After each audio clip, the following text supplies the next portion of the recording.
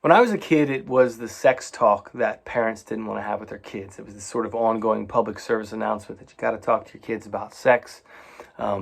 I actually had the sex talk in perhaps the most uncomfortable setting of all. My father was asked to, he was the soccer coach, and so all the kids in our class, all the boys in our class knew him pretty well, and so he was asked to address the boys in the class and to teach them sex ed. I cannot remember the circumstances why a soccer coach was the one that they wanted to have this sex talk with the class with, but my dad got to do it, and so that was my sex talk experience. I'd say that largely the conversations around sex have become less and less uncomfortable. The sort of stigma surrounding it seems to have lifted generationally. I'm sure it's a significantly uncomfortable conversation still to have. I'll let you know in a couple years when I have some teenagers. The conversation, however, that is still in the dark and is still uncomfortable for most everyone I know is not the sex talk, it's the suicide talk. It is a conversation that you absolutely need to have with your children. It is one that you likely, many people likely, are uncomfortable having, unfamiliar with how to address it. But regardless of that discomfort that you might feel, I would encourage you, I would offer to you that it's of paramount importance for you to address suicide, for you to address mental health, depression, and anxiety with your kids. If nothing else, then to create a safe space for them. Even if they've never had any sort of suicidal thoughts or experiences, anything like that, for them to know that their parents are open, available, and willing to address it or to talk about it, that's going to be powerful for them, because whether or not they've had those experiences yet or ever will, if it does happen, if those sort of thoughts do manifest in their headspace, to know that they can come talk to their parents about it is powerful stuff. It's healing in and of itself.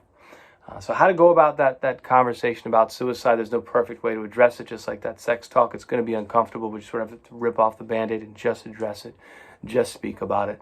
I believe the best inroad, the best avenue is to address your own struggles, your own stresses, your own anxieties, your own depressions, your own irrational thoughts you've had, even if they have not carried themselves over to the gravity of suicide.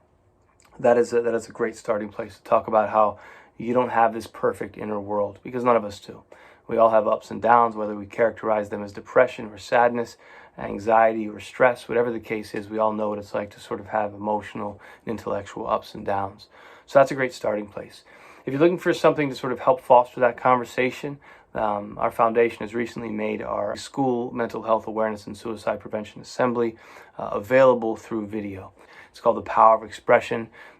Just as we did with our in-person assembly before the pandemic, I share my story, my father's suicide, my experiences with depression and anxiety. My bandmates join me. They speak to their experiences as well. We offer some stories and some music and some coping and healing strategies. So we offer that in person. We created this virtual incarnation for schools.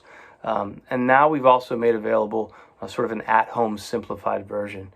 And it can serve as a wonderful conversation starter. And despite the stigmas that exist in our society, at its very core, at its very root, suicide is just a malfunctioning organ of the brain, no different than a heart attack. And so our hope through the work that we do through the foundation is that we can destigmatize it, and so that people can have the suicide talk and feel comfortable doing so, and know that in doing so, they're not planting that idea in someone's head. The exact opposite is true. They are laying a foundation of trust, of vulnerability, and a safe space for their kids or for anybody who they have that conversation with. So if anybody's interested, you can visit edlallyfoundation.org. There'll be links there to take you to the Vimeo on-demand platform, so you can download The Power of Expression. If you'd like to get it into your schools, please reach out. But I would implore you to please have the suicide talk with your kids. Let them know that they, have a safe, supportive environment at home for them to cope and to heal and to navigate their mental health struggles. Thank you.